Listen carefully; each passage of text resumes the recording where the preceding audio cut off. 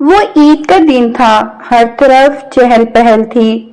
لوگ عمدہ لباس پہنے عید کی نماز ادا کرنے کے بعد اپنے اپنے گھروں کی طرف رواں دواں تھے تاکہ گھر والوں کو عید کی مبارکباد دے سکیں۔ لیکن ایک نوجوان ایسا بھی تھا جس کے قدم اپنے گھر کے بجائے کسی اور سمت اٹھ رہے تھے۔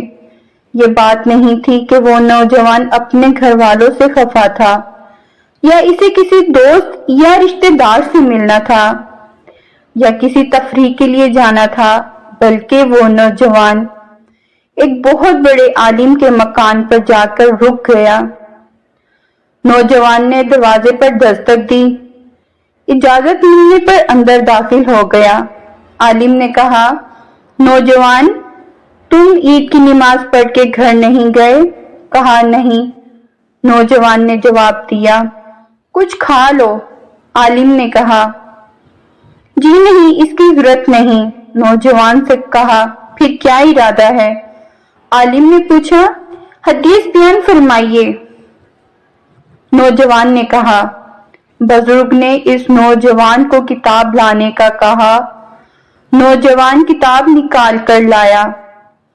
بزرگ نے 40 حدیثیں بیان کی۔ نوجوان نے کہا، اور فرمائیے۔ آپ نے کہا، یہی کافی ہیں۔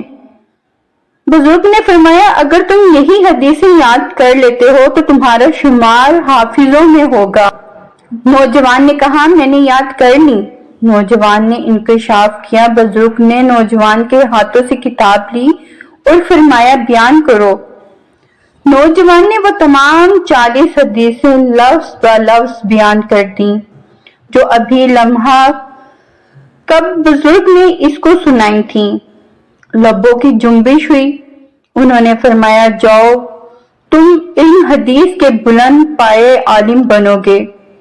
یہ نوجوان تھے مالک بن انس، جو آگے چل کر امام مالک کہلائے۔ سبحان اللہ۔